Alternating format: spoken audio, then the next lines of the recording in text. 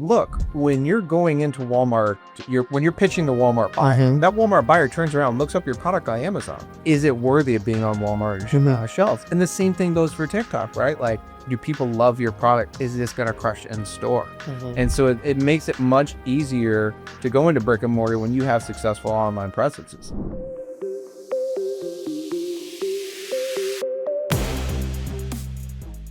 Josh, thank you so much for joining me today on the Quick Hits podcast. You know, typically I do these virtually, so it's really cool to be able to have you in person and do it. You know, we're local to Texas, so it's nice having you here today in person. Yeah, man. Thanks for having me. It's been a lot of fun getting to come down here and actually do this in studio. This is very cool. Absolutely. Well, you know, getting started here, you know, would love to just kind of understand a little bit more about Amplicell, how you got your start. And yeah, well, I mean, we'll start there. Yeah, so I actually started Amplicell 8 or 9 years ago as an Amazon agency. Back then, you know, I had my own brand. We were selling on Amazon. We were Amazon Amazon first, and then we started scaling up that brand. I hated doing like building a brand and product sourcing and development. I just wasn't good at it. But I was really good at Amazon, and this is before like Amazon really blew up, turned into the beast it is now. I mean, the writing was on the wall for sure, but it wasn't as big. Brands were still saying things like, should I be on Amazon? Now everybody knows they need to be on Amazon. So this is like, you know, I'm dating myself, but this is before that time. Since then, obviously, Amazon's blown up. You know, we've helped a lot of really fun and big brands scale on Amazon. And I would say, you know, when TikTok came out, I initially dismissed it because I was like, oh, you know what, this is just like it's the younger generation. It's just like dancing videos. It's just kind of silly. I don't see the potential there. And then I was at an Amazon conference about 1.5 years ago, and Amazon themselves were like, hey, Gen Z is going to be the biggest online buying cohort by 2029. And I was like, oh, damn, like I'm getting old, and Gen Z is like the new, you know, the new generation that's coming into money. It could be the biggest spenders. And I did a little more digging, and you know, Gen Z does like 70% of their starting their search on social commerce, and they're doing a ton of product discovery on TikTok, and they live on TikTok. So I was like, that's where the dollars are going. So that's when we said, look, we've got to help our brands launch and scale on TikTok as a channel, and that's when we launched TikTok. And so that's how we, you know, we're still an Amazon agency, but that's why we launched TikTok and why I think everybody should be on TikTok, frankly. Yeah. And what's been kind of like the biggest mind shift between brands on Amazon versus brands on TikTok when it comes to operationally? Yeah, it's a good question. So I think brands on Amazon, you know, when I'm having conversations with clients on Amazon, you know, it's really about capturing existing demand. You know, people go to Amazon to buy. You know, they know what they want. They go to Amazon, they type in the keywords, and they get it, right? Whereas TikTok, and by their own admission, you know, we were at the TikTok summit in LA a couple weeks ago. They're like, well, we're a discovery platform. This is where people come to discover brands, and then the buying the secondary. And that kind of leads into what we talked about with the halo effect, and we'll probably get into more, is that, you know, Gen Z, and then honestly, everybody, I don't want to just pick on Gen Z, but they're all discovering all these new products on TikTok. And then they're buying on TikTok and buying on Amazon and buying on DSC and buying in store. So that whole buying mind shift, or you have to sort of like, when you're working with the brands, you have to sort of shift their mind away from like, hey, we need to like run ads and make sure we're there because people are just coming here to buy, to we need to entertain people and show them how our product solves their problem in a unique and fun way, which is a totally different shift than Amazon. Yeah, definitely.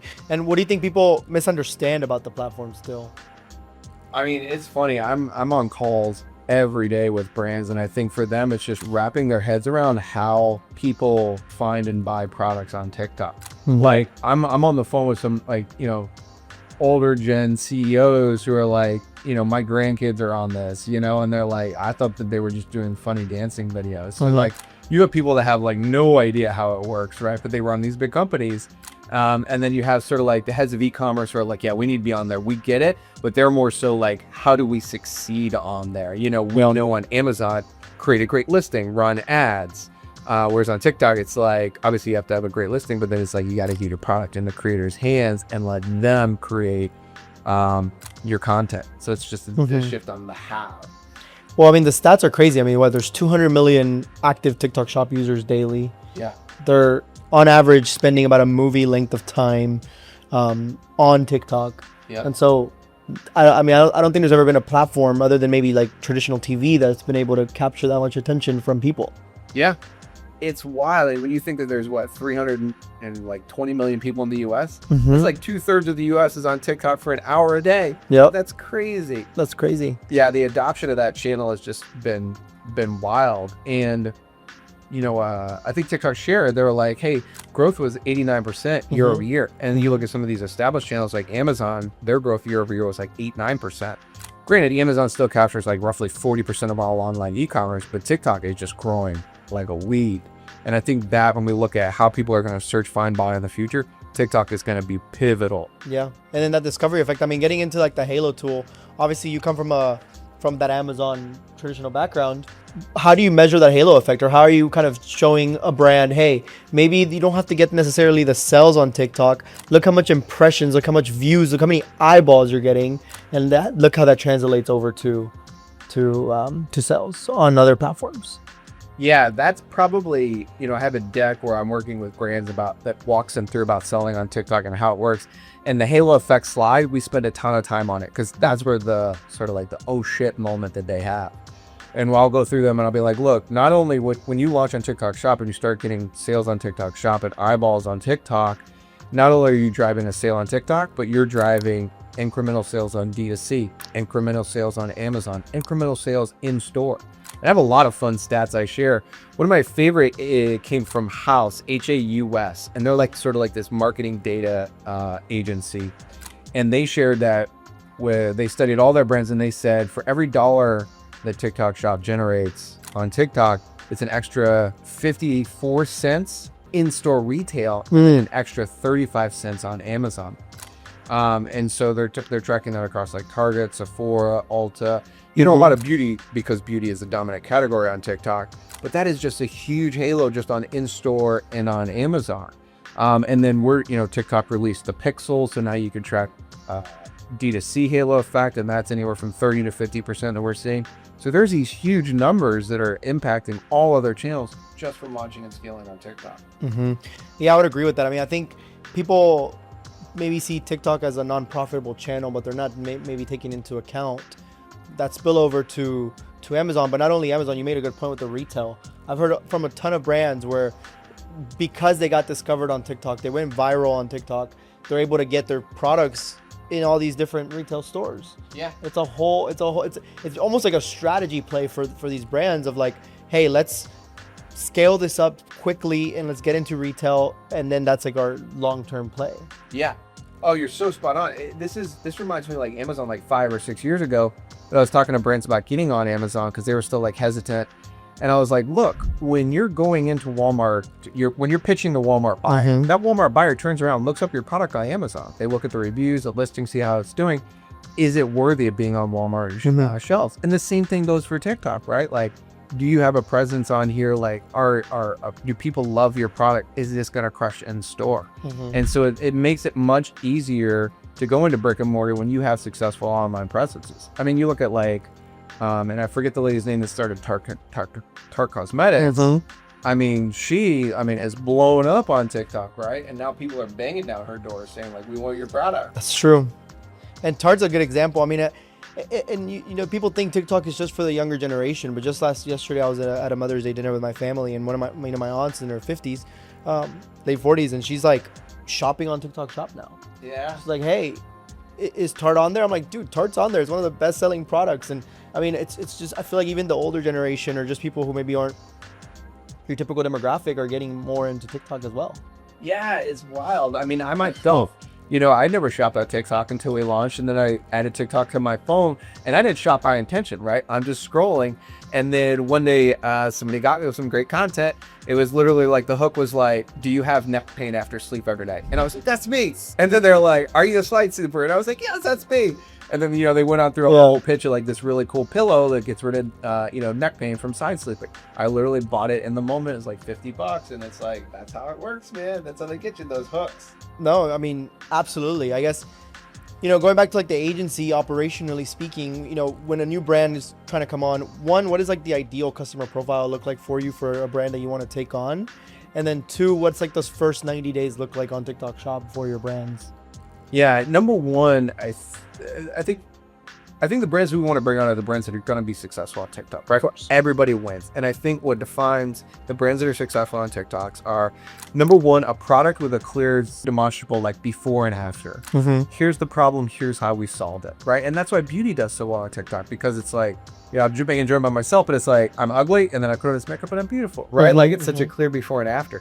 But so many products have that story. You just got to dig a little bit into it. So number one, but clear, demonstrable before and after. And then I think number two is like some sort of existing channel demand. So I think the brands that are doing well on Amazon can be really successful on TikTok, because TikTok is driving that halo. And so it's like, you're going to capture a lot of your sales on Amazon. And if you're not on Amazon, you're missing out. You're bleeding by a lot, because people are going and checking on Amazon to see if you're doing well. So I think having an existing and powerful presence like Amazon is a big help, not a requirement, but a big help. Yeah. And those are, I think, two of the big criteria. And having a good price point, having a great product, all those sort of checklist things that help you succeed on any channel are obviously relevant on TikTok. And then, when you're launching the first 90 days, I always try to set clear expectations with people. It's like any other channel launch. You're going to have a J curve of profitability. So if you think about time and you think about, the dollar, your gross margin, right? It's going to be negative for a while, right? We're going to be seeding products. We're going to be sending samples. We're going to get product on hand. Because we've talked about this before, like what drives dollars on TikToks and Halo dollars is the amount of videos you have and how many eyeballs you're getting. And to drive those videos, you have to have creators who have your product in hand and who could talk about it. So you got to be seeding a lot of samples. And we're talking about hundreds of samples a month out to creators, so you can get that video volume up to feed the TikTok algorithm. So when as you're doing that, right, obviously GPMs to being negative, we're giving away product for free. But then once those videos start getting traction, right, that's when the sales start coming in. That's when your revenue and your GPM starts going back up. And then, you start laying on ads, and it just goes up even faster and faster as ads drive more views to those videos. Yeah. And I think, people try to maybe, do you believe that brands are maybe still chasing like the viral moment over actually focusing on maybe the strategy? And I think if you focus on the strategy and the operations behind it, stop seeking the viral moment, you might see more success. Yeah, I try to tell people, like, look, we all want to have like that viral moment, that $1 million month, but I think that when you look at TikTok as a channel, I think TikTok's here to stay. It's how Gen Z does their shopping.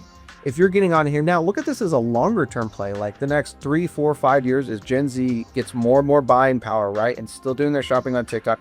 TikTok is still in its infancy, right? Like they're growing like a weed, but this is still early days. This is like Amazon, 2018, right? Definitely. Yeah. And so it's like, I tell people, like, don't get too focused on the initial 3 months, 9 months, focus on the long term. There's a long-term investment in your brand, and you're going to see that success. It's a lot like baseball, right? Like, and I don't know if sports analogy is the best way to do this, but I tell brands is like, you got to go out there and hit your singles, get your videos out, get your creators, get more creators, get more videos, hit your singles, and then one day you're going to hit a home run. And I pulled this up with a brand today. We were on a call and I was like, look at this influencer. Like her average video is like 2,000 views, but she's got 20 videos that have over 1 million views. Those are her home runs. But every day she posts 10 videos that get on average 2,000 to 5,000 views, and I'm like, without those singles, we wouldn't have that home run. That's really what it's about. Get out there and hit your singles all day, and then you'll get your viral moments in your own runs. Yeah, I mean, that kind of segues me into like what I wanted to talk about, which is like the affiliate piece of TikTok Shop, which, I mean, it's so important. The creator economy, the affiliates drive. Back when I used to work at TikTok, I think the percentage was like 90%, maybe like 85 now, but still, it's a majority of the sales are driven by your affiliates. That is your army. How do you treat affiliates at the company? Yeah, I mean, I think affiliates are, like you said, your army. Like we call it building the creator army, because you need to get so many videos out there onto the platform. It's just too much for somebody to do in-house, right? I mean, we're seeding like 200 plus creators, 300, 400, 500 a month. When you look at TikTok, actually released some really interesting data about what the top brands are doing as they're scaling up, and the amount of samples they're sending out is like, it's insane, like 500 to 1,000 to 2,000 to 5,000 per month to get the creators activated and get those videos out there. So it's just like you said, affiliates drive 85 to 90% of the sales for a brand. You've got to have a really good affiliate army. And that's what we started building in Amplacell. We built our own creator army. And what's cool is that we can go to these creators and be like, look, we work with these 10, 20, 30 brands on TikTok. And as we grow, more people want to get in our creator army, and then we leverage them for our brand and say, hey, look, just brought on this cool new brand. Come help us launch them. They're giving out great commissions, great incentives, and all that. And like you said, that's the foundation of success on TikTok. And also keeping them engaged, right? Like being able to not just send them samples and expect them to post a video. I think it's important to follow up with them, give them gifts, give them incentives, give them challenges, gamify the army, right? Yeah, when you think about like TikTok itself, like TikTok, you work there, it's very much kind of like a gamification platform, and then they run a lot of sales, they have a lot of lives, and it's all about like excitement and just creating this positive energy. And it's the same thing on the creator side. You want to keep them engaged, and so we're running incentive programs. It's like, hey, $500 gift card to whoever has the most GMV this week, or hey, a shout out from a personal phone call from our founder of the company. It's like he can do all kinds of cool stuff. It's just about making people feel valued and then giving them fun ways to earn more money. Because this is something I think people forget is like, yeah, these creators, like they like your products and they're excited to get products, but they're also like, for the really good ones, it's their full-time job. 100%. So it's like they want to make money too. And so it's like, if you can reward, think about them like a salesperson, right? Like how would you treat a salesperson? You want to give them big rewards, get them excited every day and help them do better, right? Like give them, hey, these are the top 10 hooks that are trending right now. Go, here's a way to, here's some video ideas. Like help them succeed. And if you look at your career like that, like they're going to love you and they're going to stick around. I think that's a good point, because getting their attention is also difficult, right? Like creators don't want to work with brands that don't have any sales or that don't have any reviews, new brands, and vice versa. Brands don't want to work with creators that don't have sales, reviews, posts. And so it's like a chicken and egg situation. It's like, how do you get to the right creators? How do you actually grab their attention? Do you guys have any strategies around like grabbing the attention, whether it's like maybe like you said, product offering, or obviously high commissions in the beginning, I think are going to be important to captivate. Any other? Yeah, those are that's a great point. So when you think about like TikTok, and this, like a while ago, it felt like there was more creators than brands on the platform. So brands kind of had like their pick of creators. Now the brands are wising up and jumping on the platform, and there's more brands and creators. So it's like you're fighting over what seems like a smaller pool. I don't think it's smaller, just there's more people going after creators. So you have to stand out as a brand. And one of the things when I was at the summit, I was asking creators like, what do you care about? What drives you to work with a brand? And one of the big things that they said that I hadn't heard before was investing in advertising.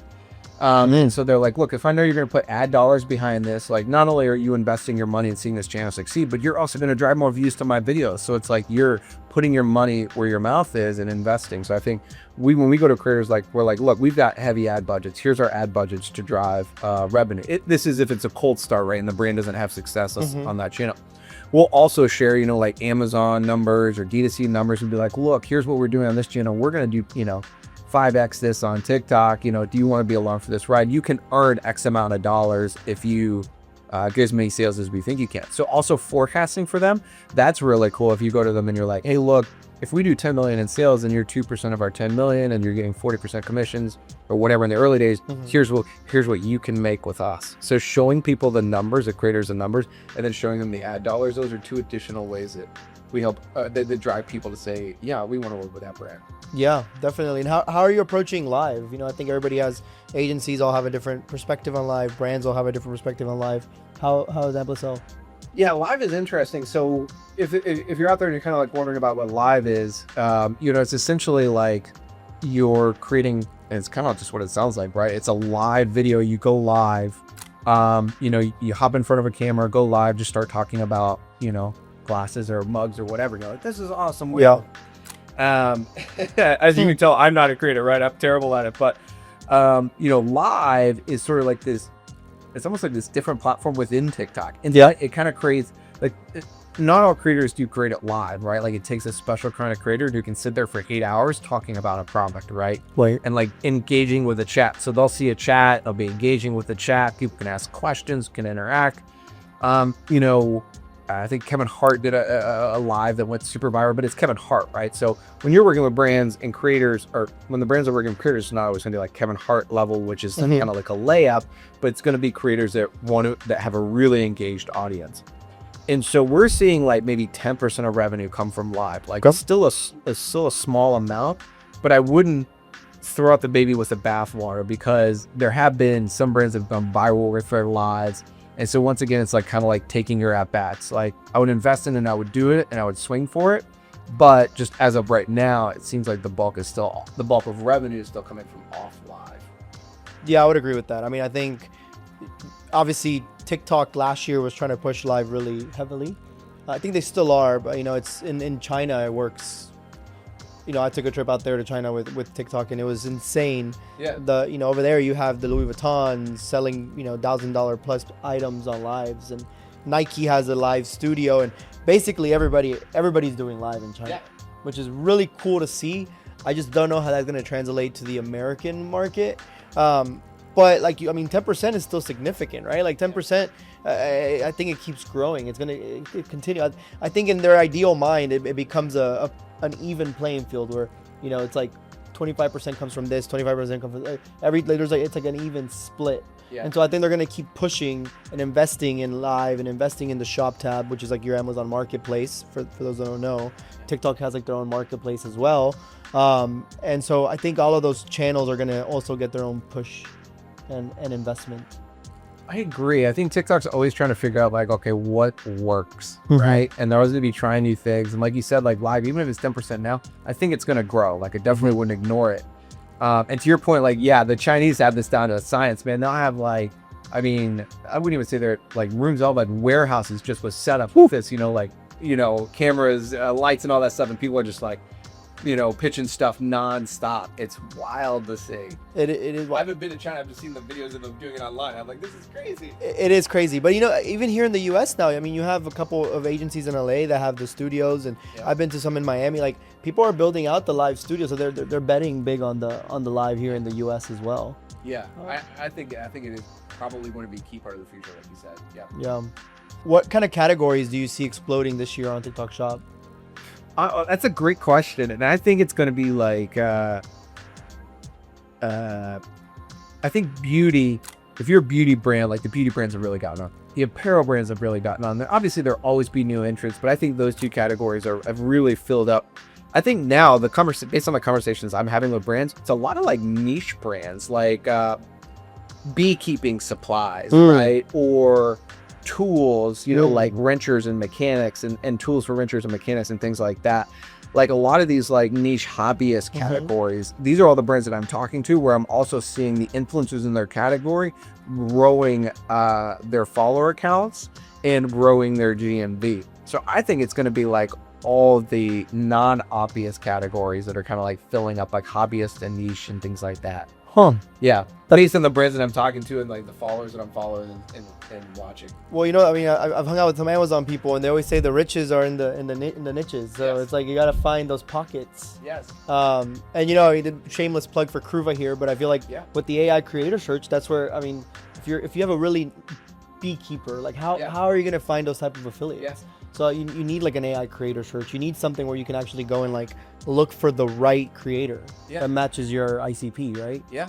And I love it because I was actually talking to a brand today, and I was able to use that tool, just whip it up and be like, all right, here's all the influencers in your category. Awesome. Yeah. That's one of the biggest questions I get from brands is like, well, who's going to pitch our product?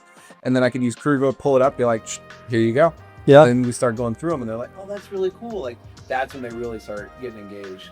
That's cool. Yeah, that makes sense. How are you? What about AI content? How do you feel about AI? I get mixed reviews from people that I talk to. I know, and that's how I feel. Like when you ask that question, I'm like, man, I don't really know. On one hand, I feel like it's the future because it just keeps getting better. It's like one day it has to get to the point where we can't tell the difference. Right? And so it's like I can't say don't do AI because it still looks a little bit uncanny valley sometimes. But I think that's really the reality. Right now, it still looks a little uncanny valley. Like it doesn't quite get the engagement of organic. Doesn't quite feel as real yet. It's hard to say that won't be fixed in the future. I mean, the famous sort of example is Will Smith eating spaghetti, right? I don't know if you've seen that. Of course. Yeah, it started as like a meme. It was like the initial AI. And it's like Will Smith eating spaghetti, and it's just like looks all weird, and you can't even see the noodles. And now you watch it, and you're like, is that actually Will Smith? Like it's so good. So I think it's a future. I don't know if I love it as a consumer, but I can't fight the wave that's coming. Yeah, I agree. I mean, as far as TikTok, I mean, TikTok themselves are kind of pushing the AI UGC. Yeah. They have like their own tools to make them. And I think it's gonna be supplemental. I don't think it's gonna replace the affiliate, but I do think that there's room for it, for especially for that bottom of funnel content. Like you said, to run ads, you need a ton of content. And so I do think that there is a place for AI. I just don't think it's gonna replace the affiliate. Yeah. And then also when with our tool, we can see what other markets are doing. Other markets are heavily on AI. Yeah. Like when you look at Brazil, if you look at the AI creator search for them, like on Cruva, so much AI content. So there's, I feel like the other countries that are launching TikTok Shop are relying heavily on AI. Interesting. I wonder if that's because they don't have as many influencers in that country, or the country, they're just more culturally acceptable to use AI. I don't know. Probably a little bit of both. Yeah. Probably a little bit of both, which is interesting to see. But yeah, I mean, this has been great. What do you final questions for you? Where do you see social commerce this year into the next year? Yeah, I'm so bullish on social commerce. Like, I think it's, I don't think Amazon's going to go away anytime in the future. But I think just the numbers speak for themselves. Like you said, 200 million people on TikTok for an hour a day. You can't deny that reality. And TikTok is going to monetize it. They're a for-profit company, right? Like, they're out there to make money. And so they're going to continue to monetize it, get better at monetizing it. And so since they're the category leader in social commerce, I think they're going to continue to grow. I think the brands are going to continue to get on social commerce, TikTok, and figure this out. And only make more and more money and revenue on there. I think Amazon is going to be around for the next, 5 to 10 years because they've built such a strong distribution structure. It's really hard to beat getting this, your water bottle within the hour here in Houston, right? Like, it's going to take TikTok a lot to catch up to that. But I think social commerce is the future for the next 5 to 10 years. I think that's going to just continue to grow. I would agree, and obviously not just TikTok, right? You see Whatnot, you see Instagram now. I saw my first shoppable content on Instagram, which to me that's going to open a whole new game for all of us, right? In this space, like if we can sell to Instagram, I mean that opens up a whole new channel. Exciting stuff happening, definitely. Yeah, my wife's a big Instagram shopper. Like, I keep trying to get her on TikTok, but she will just like buy and buy and buy on Instagram. But then that comes back to the hill is like, if she gets on it and she's like so on it, she'll go to Amazon, check the reviews, get it the same day, like make sure it's legit. Right. It's like, okay. And that's what's happening a lot on TikTok now. 100%. Yeah, I think that's what a lot of the halo behavior is people see it on TikTok and then they just go validate on Amazon. But as that trust builds on TikTok and their distribution gets better, I think more and more is going to land on TikTok. But either way, it's generating sales amongst the biggest, upcoming biggest buy cohort. Yeah, absolutely. And I mean, you said Amazon's definitely not going anywhere. They just launched their logistics SaaS service. Basically, you can plug into their logistics and just have everything on Amazon. Yeah, it's gonna be insane. Yeah, it's crazy. Yeah, I mean, within the past 5 years, they've done 2 big pushes. Well, three big pushes, but yeah, one of them was in basically, hey, should we leverage this logistics network that we created and make money from it, let other people use it? And then 2, they tried to push into social commerce. So they launched like Amazon Live, which is kind of like an Amazon QVC, never really took off. They tried to have a scrolling feed on Amazon. It was called, I forget what it was called, but they just killed it this year because it never really took off. Amazon has really gotten good at being the place that customers trust to buy. 100%. But they're not good at being an exciting place to be and scroll. I mean, who wants to be on Amazon scrolling, right? You go there when you know what you're gonna get. You don't spend more than 5-10 minutes on the platform. Exactly. Like, you go there, you buy something, and you're out. Yeah. You're not, and that's what it is. I think it's always going to be that. I agree. So yeah. And I think, and then TikTok is going to be the exciting new place to discover stuff while you're following your friends or whatever key influencers that you like. 100%. Yeah. Awesome, Josh. Well, thank you so much for joining me today. It's been a pleasure. Yeah, this has been a lot of fun. Thanks for having me. Absolutely.